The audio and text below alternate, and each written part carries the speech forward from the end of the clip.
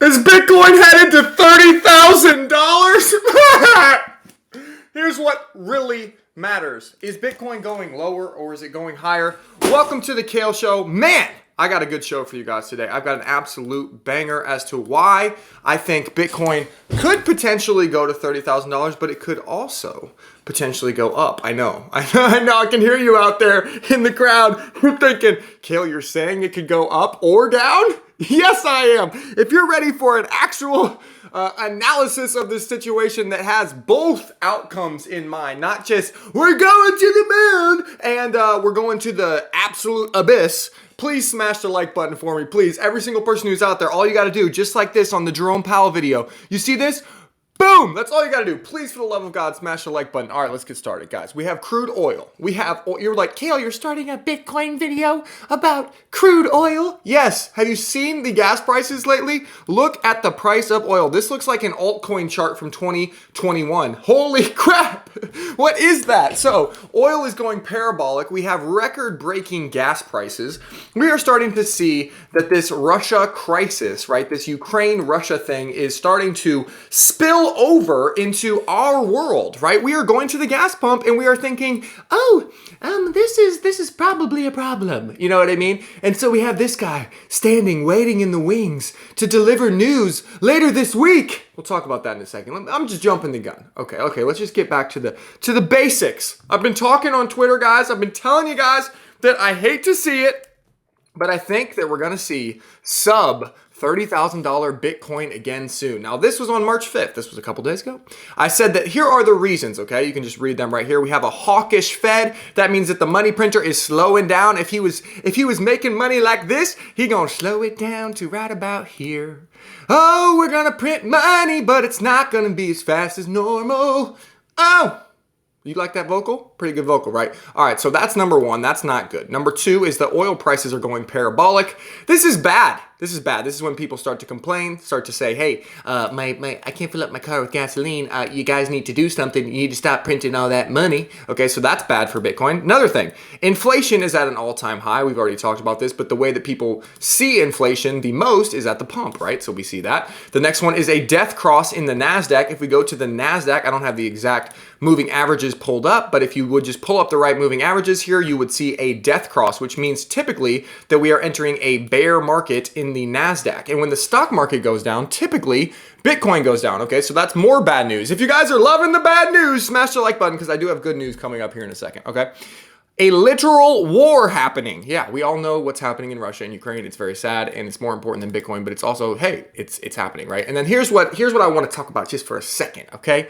Russia completely cut off economically equals a contagion to the entire system. Okay, this is why I've been super bearish this whole weekend, just because it seems kind of disgusting what is happening in the world as far as economically, okay? People are making decisions, and hey, I don't blame anyone because I know this is a crisis, right? People are dying, and it's you know, it's very serious. But politicians are making decisions and they are not thinking about the long-term consequences of these decisions, in my opinion. Okay, so what happens when you take a economy like Russia and you just cut them off from the rest of the world? What happens, right? Well, first of all, gas prices go nuts. There's many other, secondary effects that I don't think we have seen yet. When you just kind of cancel an entire country, I don't think everyone's really thought ahead to the third and fourth and fifth and sixth and seventh order effects of this policy. And I'm not saying that we shouldn't have done it. I don't know what we should have done. I'm not the president, but I do know that I'm trying to make money in this market like you are. And I know that there is going to be some contagion. It's kind of like, remember when the little virus started in China and everyone was like, hey, someone sneezed over here and then someone caught it over here and someone caught it over here and suddenly the whole world was shut down, right? Well, it's kind of the same thing with this economic contagion over here in Russia, right? We shut down Russia. Russia sneezes and the whole world catches the cold, right? And that is kind of the market cycle that I'm kind of seeing happen here. So if you want a better summary of this, I don't want to go on forever. There is this guy introduced me to Bitcoin, okay?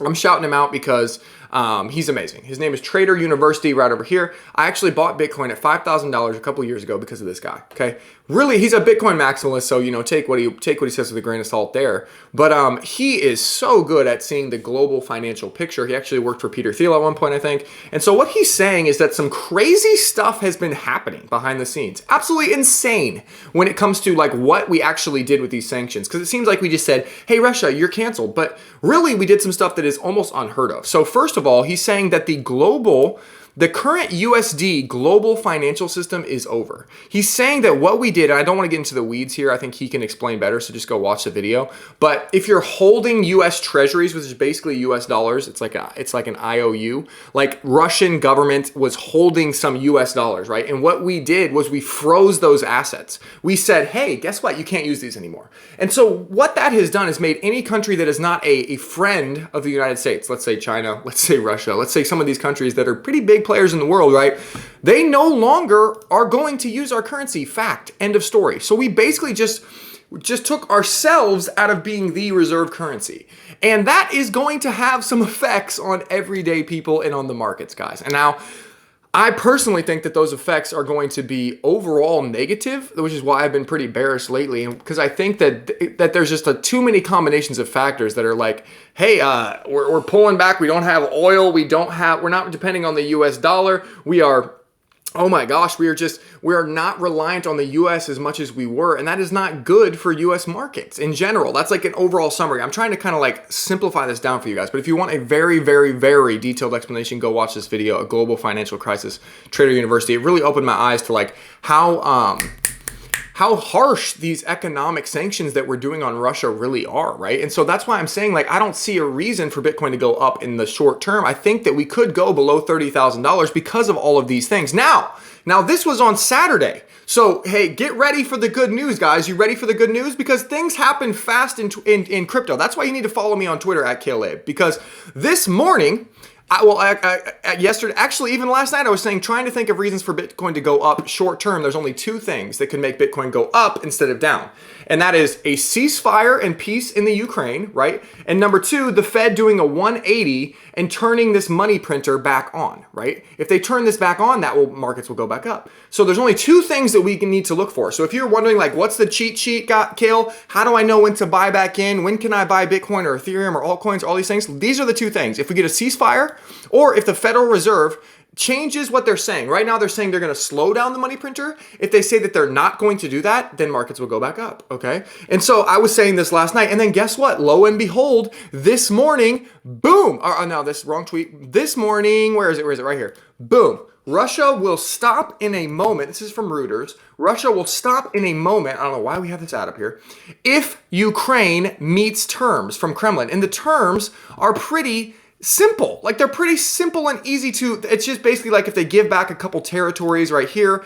And it seems like something that could actually happen, guys. If the Kremlin and Ukraine agree to a ceasefire, all that stuff I said about $30,000 Bitcoin, that is completely out the window, guys. Completely. So if you're thinking, Kale, you're saying it could go up or down. Yes, it could go up or down depending on what happens with this. If there is a ceasefire, I think we will go up. I think Bitcoin could easily crack through $40,000 and have a nice little run here.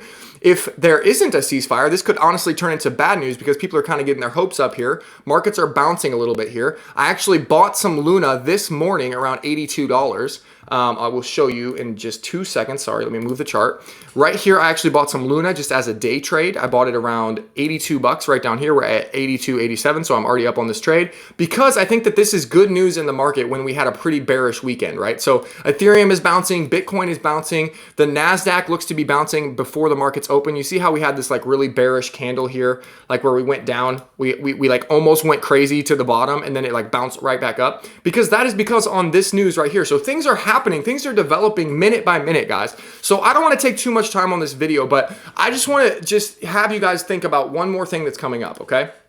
These are the big events coming forward. On the 10th, this Thursday, we have the CPI data. If you guys have been watching the channel, and if you have, please leave me a comment. I just want to say thank you because a lot of people have fallen off the bandwagon, but if you're still watching, I love you, okay? But the CPI data is on is coming out on Thursday the 10th. And if you guys know from watching the show that Bitcoin actually topped out the very top of the market, if we go back to $69,000, this right here was when CPI data came out in November, okay? November CPI. And so these CPI data releases have a huge effect on the market, clearly, because this was the exact top, right? So I made some tweets about this as well, but it's very, very simple. If we have a very high, if inflation reading is very high, like I would say above 8%, on Thursday, Bitcoin is going to take a huge tumble, okay? We could go back, head toward $30,000, just so you know. If the data is very low, like under 7%, we could go up, okay? So there you go for that. And then the next thing to watch is the FOMC meeting. So that is when this guy, Jerome Powell, takes the stage and talks about, are they going to actually raise interest rates and slow down the money printer or keep the money printer going? And this is on the 15th. Now, these are the two big events, barring a ceasefire. Ceasefire is the number one biggest thing. If we get a ceasefire, we're gonna go up. If we don't, we're going to go down, okay?